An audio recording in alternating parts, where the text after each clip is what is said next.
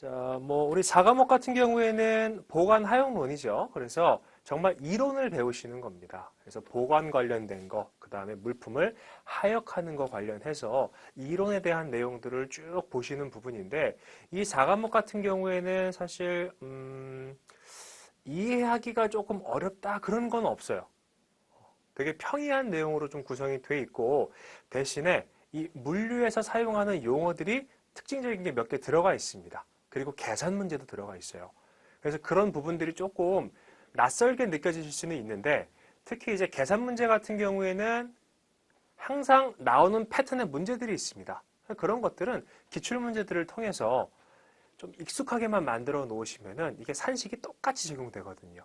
그래서 여기 나와 있는 부분은 어디에 넣고, 여기 나와 있는 부분은 어디에 넣고, 그렇게만 넣어주면은 정답이 나와요.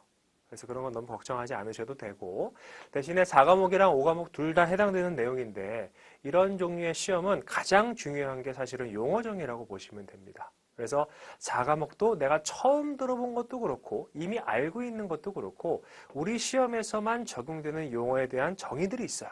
그래서 그런 것들을 빨리 캐치하시는 게 나머지 공부를 쉽게 하시는 부분입니다. 특히 5과목 같은 경우에는 법으로 구성되어 있습니다.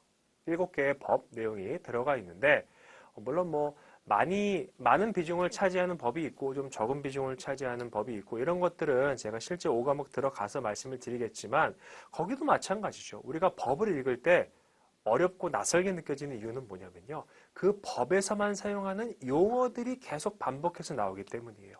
근데 바꿔 얘기하면 그 용어가 어떠한 의미를 가지고 있는지 이걸 딱 캐치를 하면요, 그 다음부터 법 내용이 쭈루루루 그냥 읽혀요. 그렇게 크게 어렵지 않습니다. 대신에 이제 5과목에서 중요한 건 뭐냐면, 말씀드렸던 것처럼 법 내용을 읽어나가는 거는 사실 어렵지 않은데, 우리가 예를 들면 그런 게 있죠. 무단횡단을 하지 않아야 된다, 말아야 된다. 이건 우리가 알고 있어요. 무단횡단을 하게 되면은 어떤 법에 따라서 어떤 처벌을 받는다. 그냥 이렇게까지만 알고 있거든요. 어떤 법, 정확하게 어떤 법이고 어떤 처벌을 받는지는 잘 모르겠지만, 무단횡단을 하면 안 되고 무단횡단을 하면 어떤 처벌을 받는다까지는 알고 있어요. 근데 우리 시험 5과목에서는요, 이 어떤 법에 따라 처벌이 되고 얼마만큼의 예를 들면 징역형이라든지 벌금이라든지 과태료라든지 이런 세부적인 내용들까지 들어가야 되는데, 그 부분에서 좀 많이 어렵습니다.